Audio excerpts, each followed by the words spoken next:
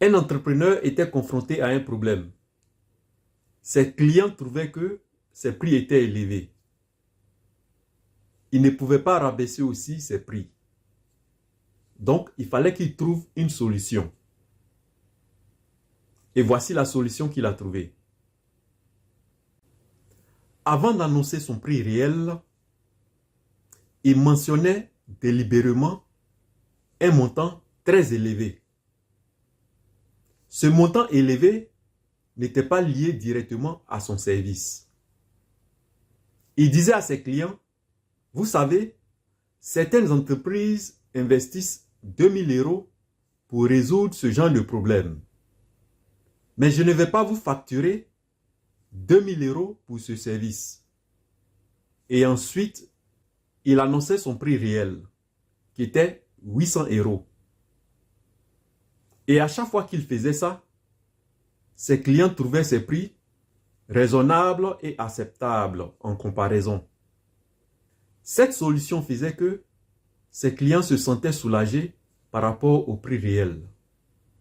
Et l'approche qu'il utilisait nous montre la puissance d'un principe dans la perception humaine appelé le principe de contraste.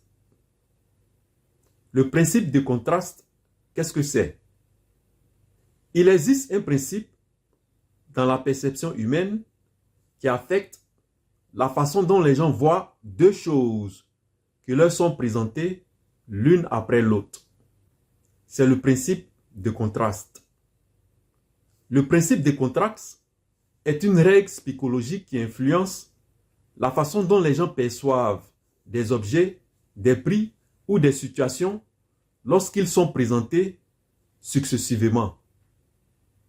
Selon ce principe, notre perception de la deuxième chose est influencée par la première. Et ça, c'est parce que notre cerveau compare automatiquement les deux. Maintenant, imagine que tu es un client dans un magasin et on te montre un produit qui coûte 400 € et tu trouves ça cher. Et ensuite, on te montre un autre produit similaire qui coûte 300 €. Bien que 300 € soit toujours une somme importante, ce prix semble moins élevé en comparaison du premier produit. Le contraste entre 400 € et 300 € rend le prix du deuxième produit plus abordable à tes yeux, même si en réalité il est toujours coûteux. Et ça, c'est parce que notre cerveau évalue les choses en les comparant, plutôt qu'en les jugeant de manière isolée. Le premier produit devient une référence au point de départ pour juger le second. Et le second produit semble plus raisonnable simplement parce qu'il est comparé à quelque chose de plus cher. Donc, le principe de contraste exploite notre tendance naturelle à comparer une chose par rapport à une autre et non de manière isolée.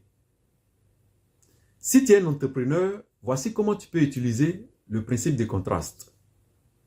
Dans la négociation, par exemple, une première offre élevée peut rendre une seconde offre plus modérée et plus acceptable. Si tu es dans la vente en détail, par exemple, tu peux montrer un produit plus cher en premier pour que les autres produits paraissent moins chers en comparaison. Et quand il s'agit de faire la publicité, les marques utilisent les comparaisons pour influencer notre perception de la valeur et du prix. Pour finir, ce qu'il faut savoir ici, c'est que le principe de contraste nous montre que le contexte dans lequel une information est présentée influence profondément la manière dont cette information est perçue. Donc, en évoquant d'abord un prix élevé, tu établis une référence dans l'esprit de ton client qui va rendre ton prix réel plus acceptable. Ça a pour effet de préparer l'esprit de tes clients à considérer ton prix réel comme plus bas.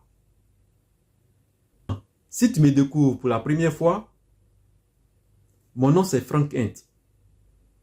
Abonne-toi et ne partage pas cette vidéo. Parce que cette vidéo, c'est la deuxième vidéo d'une série de vidéos que j'ai décidé de faire chaque matin à 6 heures précises, du lundi au vendredi. Et je vais mettre le lien de la première vidéo en commentaire. Comme d'habitude, likez, partagez et abonnez-vous. Et on se revoit dans la prochaine vidéo.